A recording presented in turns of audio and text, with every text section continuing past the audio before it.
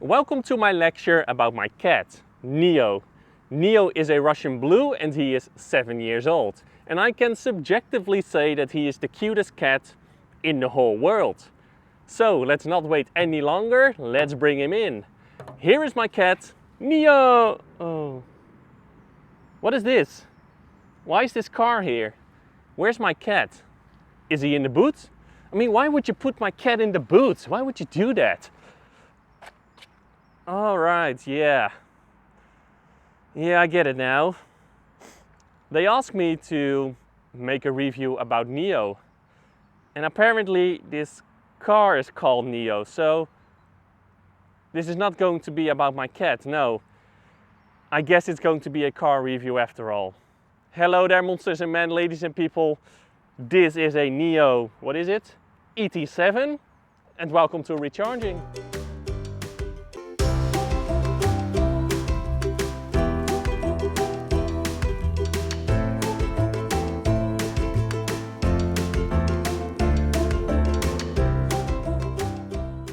NIO does not want to be a car brand, but NIO wants to be a lifestyle brand that creates sustainable products.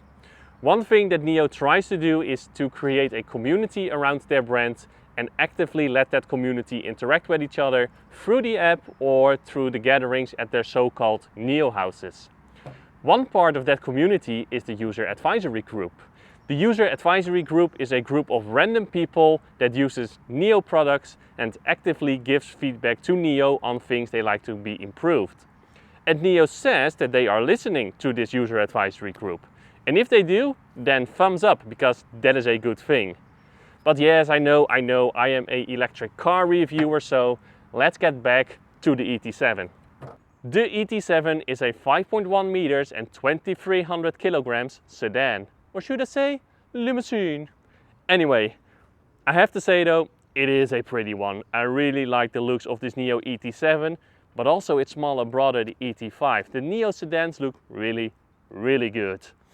And this car is a head turner, and one of the reasons for that is that, have I already mentioned that it is pretty? And second, well, you don't see them a whole lot yet in the Netherlands on the road.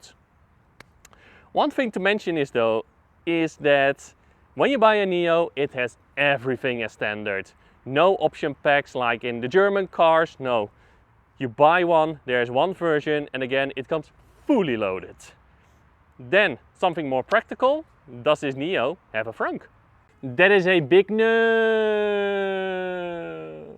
And the worst thing is, okay, slow down, hold on. Let's first enjoy the rear of this NIO ET7 because it is a really, really good looking car, yeah. Okay, enough. And the worst thing is, the boot of the NIO ET7 is even smaller than that of a Volkswagen ID.3. If I open it up, you will see a boot space of 363 liters. If you fold down the rear seats, well, you cannot do that. You cannot fold down the rear seats in a NIO ET7. So yeah, you don't buy a NIO ET7 for its luggage space. Maybe one reason to buy this car is because, well, this is a big sedan. And maybe you are someone rich or someone important that has a private driver that drives you around while you do work here in the rear of your car. Well, you can do that in all comfort. The seat is comfortable. The backrest is fixed though, so you cannot recline it, but I have plenty of space for my legs. I can really stretch my legs here, especially if I sit here and I put the front seat all the way forward. I have plenty of headroom here because of this beautiful glass roof. Quality is excellent. The car is also wide enough if you have maybe really tall children, for your tall children, but the car is also wide enough for 3 people to sit in all comfort. You do have a middle armrest here with some storage space and a USB-C port. USB-C port over there, and there is a touch display where I can control the climate control here in the rear or the media. Or maybe you'll buy it because it has insane specifications. You tell me. Here are the numbers. It has 653 horsepower, 850 Newton meters of torque. It can do 0 to 100 in 3.8 seconds and the car is limited to 200 kilometers an hour. Or you want a NIO for its unique feature, battery swapping. Let me give you a bit of background information, because there are two ways to own a NIO. You can buy one, and then you can choose to buy the battery or lease the battery from NIO, or you lease a NIO and then you automatically lease the battery. And if you lease the battery, doesn't matter if you bought the car or you are leasing the car, you automatically get access to NIO's battery swapping network. And the name already says it. Instead of charging your battery, you can swap your battery for a new one. So I arrived at a NIO swap station, and the car should do basically anything for me. So I will press start. Please park your vehicle. Nicely done. Now you can tap to start parking into the power swap station. Okay, so I'm in my spot. I can now say start parking. We are parking now. And the car will do your surroundings.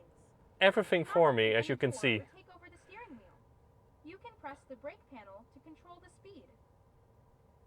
I can press the brake pedal to control the speed, but I don't want that. I will let the car do everything for me. This is pretty cool. I don't have any hands. So what happened when I ordered a battery swap? So in the infotainment system, you can order a battery swap at a swap station. What will then happen is that you will reserve a battery, and what the system will do, it will check the software version of the battery if that one is compatible to the software version in your car.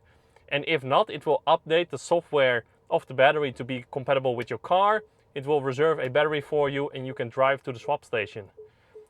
So I'm currently in the swap station. Vehicles parked. Power swap requires 3 to 5 minutes, so I'm now 1 minute in. Everything will stop. Let me say, the vehicle will automatically prepare power swap. Please wait in your seat. The screen is off. Drive out carefully when you're done. So I should now say, start power swap. This may take some time. The car is now at 17% state of charge. So let's wait. The car has shifted itself to neutral. It will do an inspection. Power swap is about to start. The car is now powered off. All systems are powered off. Not Nomi. Nomi is still alive. Nomi is down. Nomi is down. All right. Now sit and wait. Sit and wait for the battery swap to happen. I wonder how much battery percentage I will have after the swap. Oh, the car is lifted up. Ah.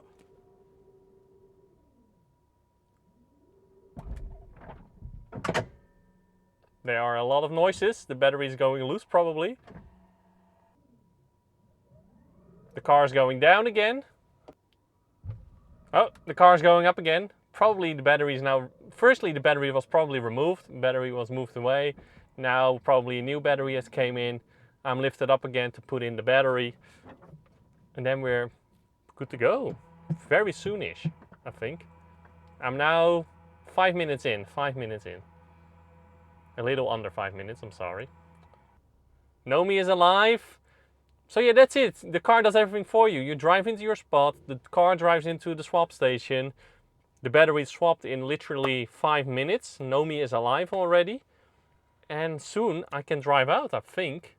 Oh yeah, there it is. I was like, okay, the light is green, so I can drive out. What's happening? And I am at 90% state of charge. So from 17 to 90%, from 17 till 90% in 6 minutes. And I can drive off. And that is a NIO battery swap. The car does everything for you. The swap station does everything for you. It's really easy. And now I have a new 100 kilowatt hour battery pack. Amazing. Amazing technology, that's what it is. But another thing that you can do with battery swapping is the following. NIO at the moment has 2 different battery packs, one of 75 kilowatt hours and one of 100 kilowatt hours. And let's say normally you don't drive that far, so you lease a 75 kilowatt hour battery pack because, well, it is also cheaper. But now you go on holiday, you want to drive further than you normally do, and you think, well, that 100 kilowatt hour battery pack, that might be handy. Then you can order one for your holiday. And if you have ordered one, you drive to a swap station, it will swap your battery for a 100 kilowatt hour one, and boom, there you have it, a bigger battery. You come back from your holiday, drive to a swap station, and boom, there you have it again. A cheaper 75 kilowatt hour battery pack. I mean, that is pretty amazing.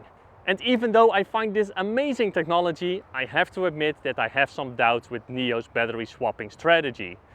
And the reason for that is that for this to be a success, more cars, so more car makers should implement battery swapping. But then to use NIO's battery swapping network, they have to implement NIO's technology.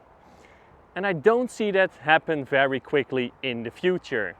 And therefore, I am afraid this is going to be a NIO niche. And then I have to question, is this investment worth it for NIO? And is it sustainable for NIO in the long run? Only time will tell. So how does the NIO ET7 drives? Well, it drives how it looks like. It drives like a 5-meter long, 2300 kilogram sedan. Of course, you can customize the way this car drives, so you can have a lighter or heavier steering feeling, you can have a more comfortable or stiffer suspension, faster or slower acceleration, but it doesn't matter in what setting you put the steering, there is no feeling in the steering wheel. You don't really know what is going on at the wheels, and therefore this car does not lend itself for sporty driving. Of course, when you take a corner with a higher speed, and especially on the standard or stiffer suspension setting, the car has plenty of grip, but it is not made for that. If you ask me, use this car as a highway cruiser. It is excellent for that. Put the suspension in comfort mode, or if you drive faster, on standard mode, and go on the highway. Drive really fast. The car is quiet at all speeds. The seats are really comfortable. It is made to eat those kilometers away on the highway, and it is perfect for that. What I find really cool is that you can determine the ride height of the car. So I have it on standard, and a higher ride height means a more comfortable car. But if you drive around 105 kilometers on the highway, you can see a notification in your screen that the car is lowering the ride height. And I find that pretty awesome, because then the car is more efficient and more stable while driving on the highway. Again, really cool. Then the acceleration itself, as I have already said, the car can do 0 to 100 in 3.8 seconds. And that is insane, and that is impressive. But that is not the setting that you want, if you ask me. No, no, no. I have it on 7.9 seconds, so slow. But then the acceleration is much more comfortable. If you have it on 3.9 seconds, the car is too nervous, as with basically all electric cars that have that much power. And also the transition between acceleration and regeneration with the highest acceleration setting, so that 3.9 seconds, is not as smooth as I want to. So put the acceleration on 5.9 seconds, 7.9 seconds, but again, 3.8 seconds, it's fun for one time, but then it is pointless, and you want a comfortable driving with this car. The NIO ET7 has a drag coefficient of only 0.208, and trust me, that is low. And trust me again, this pays off. Because the WLTP range of the NIO ET7 with the 100 kilowatt hour battery pack is 580 kilometers. If you have the 75 kilowatt hour battery pack, this is 445 kilometers. During my test period, it has been between 25 and 30 degrees Celsius, so yeah, it is warm, it is summer. And when driving on mixed roads, I get a range of more than 550 kilometers with this car. But for some reason, this car still stands on winter tires. So if you have more efficient summer tires, yeah, you can reach that WLTP range of 580 kilometers. And that is impressive. I find that impressive. When driving 130 kilometers per hour on the highway, this car only consumes 24 kilowatt hours per 100 kilometers because of that low drag coefficient.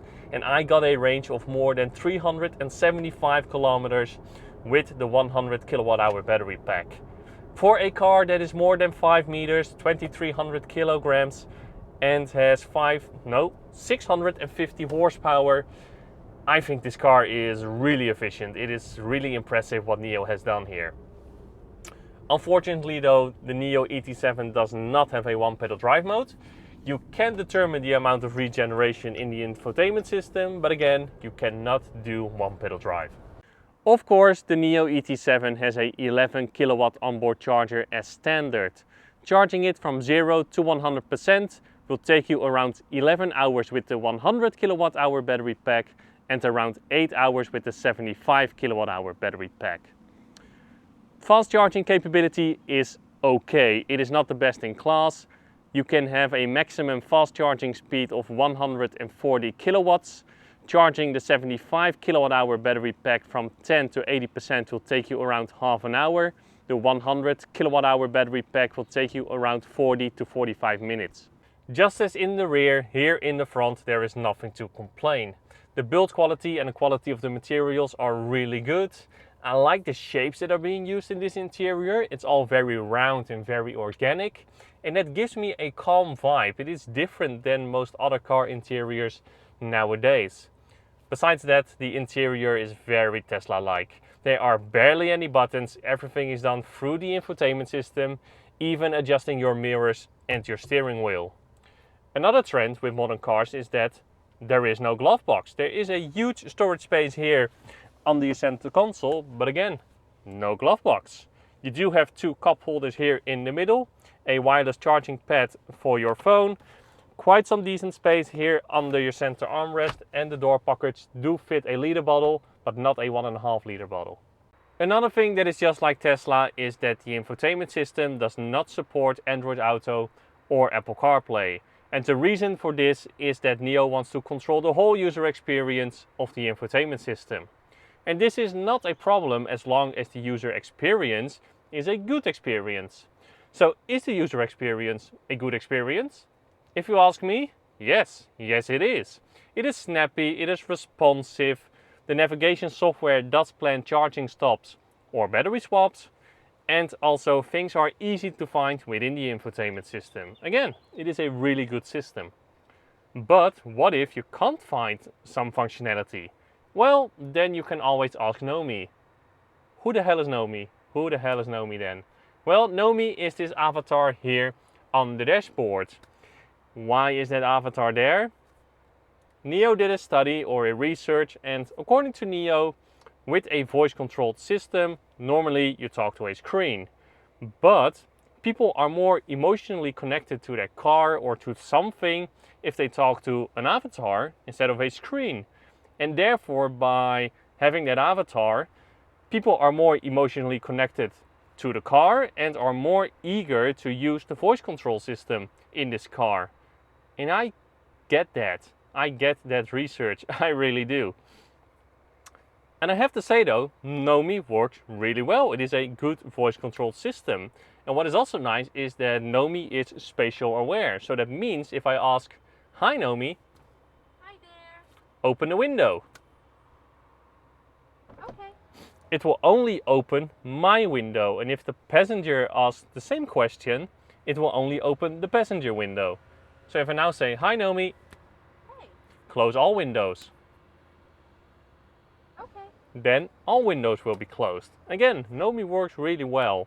And if you want to, if you don't want to, it doesn't happen. But if you want to, Nomi can learn your voice and can learn how you say commands to understand you better in the future.